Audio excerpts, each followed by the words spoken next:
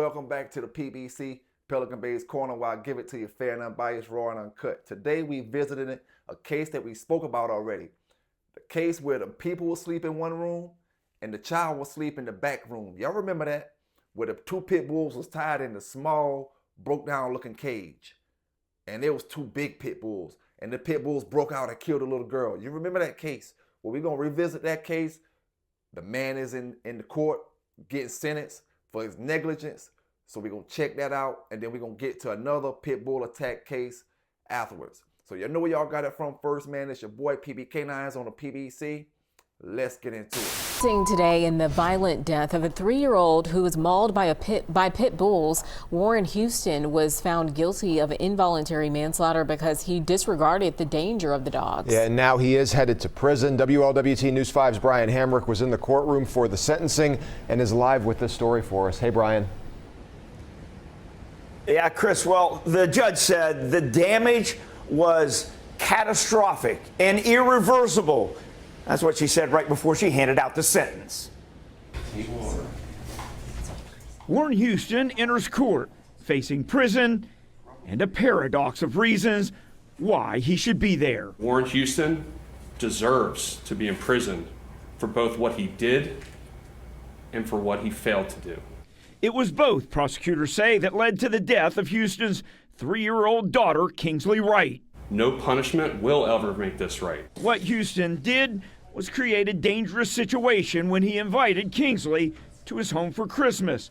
What he failed to do was secure his 2 large pit bulls in anything but this rickety cage. They escaped at night, and the girl's body was ripped to shreds. Put the dog up. Even veteran officers say they had never been to a scene so gruesome. Every morning is the beginning of a new nightmare for me.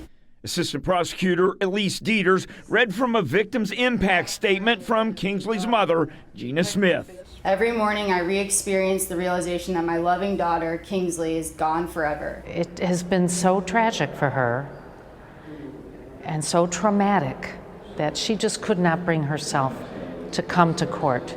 Houston didn't address the court. His attorney said it was not intended and that Houston lost a child too. Judge Virginia Talent gave the sentence. On count 1, involuntary manslaughter, a felony of the first degree.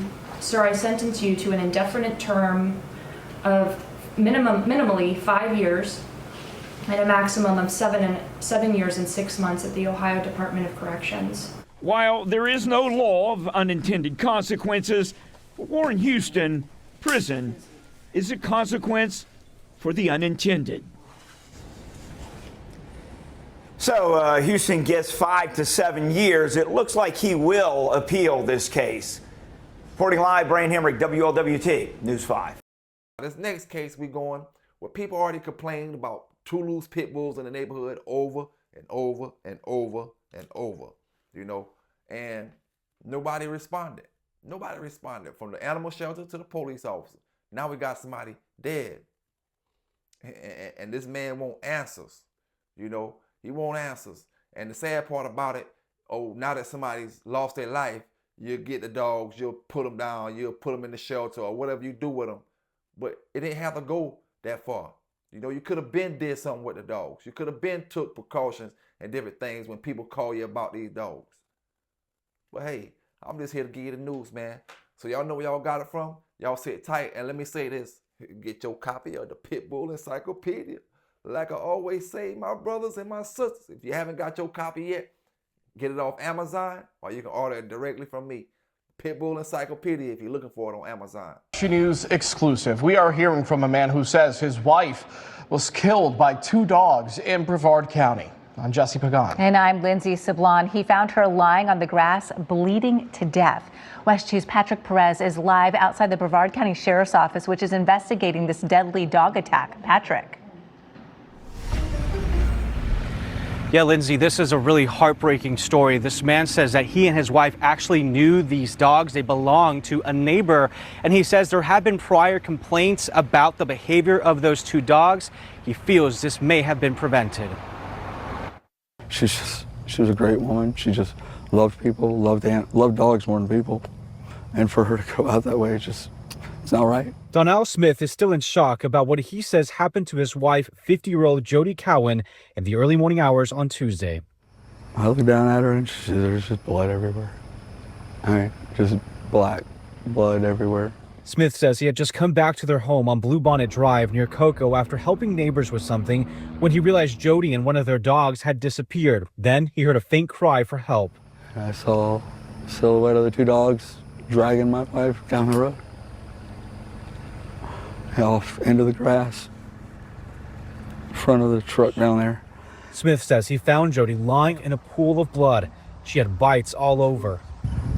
They come back, the two dogs come back, and they're trying to take her from it. They're trying to drag her away from it. And I pulled my knife out, and I was just swinging it with one hand and holding the blood with the other, trying to stop her from bleeding. Eventually, Smith was able to call 911. He says Jody was flown to the hospital but died from her injuries hours later. It was brutal. It was to see the woman I've loved for the last 30 years, 25 years, just ripped apart by two animals. It just was, I'll never get that image out of my mind. According to Smith, the dogs who attacked Jody belonged to a neighbor. He says he and others have warned the sheriff's office about those dogs. I told them that she had those two pits that get out all the time and run the neighborhood and have been aggressive towards people, and they didn't do anything about it. My wife lost her life because of it. And Smith says he was told that the dogs were removed from the neighbor's care. We are still working to confirm that information. I did reach out to the sheriff's office to learn more about these prior complaints involving the dog's behavior. A spokesperson with the sheriff's office says that the investigation is ongoing and active and that they plan to release more information in the future. Covering Brevard County live at the sheriff's office, I'm Patrick Perez, West 2 News. That's the news for the day. Y'all tune in to the live tomorrow night. Monday night, probably 8 o'clock p.m. Y'all tune in to the live. We're going to talk, like I say, we're going to talk more pedigrees. We're going to talk different bloodlines, whether it's Eli Jeep, Grand Champion Yellow, Bolio. We're going to talk some bloodlines, and we may have a few guests on the show. So y'all tune in tomorrow night with the PBC. It's your boy PB K9s.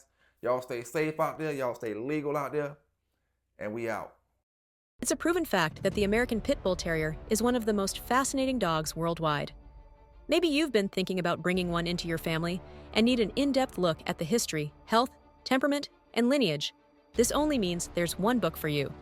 The Pit Bull Encyclopedia is your one-stop shop when it comes to your furry friend or companion. Knowledge is the key to running a successful program, so make sure your pit bull is secured by having your very own copy of the Pit Bull Encyclopedia. Why are you still hesitating about something you can do today?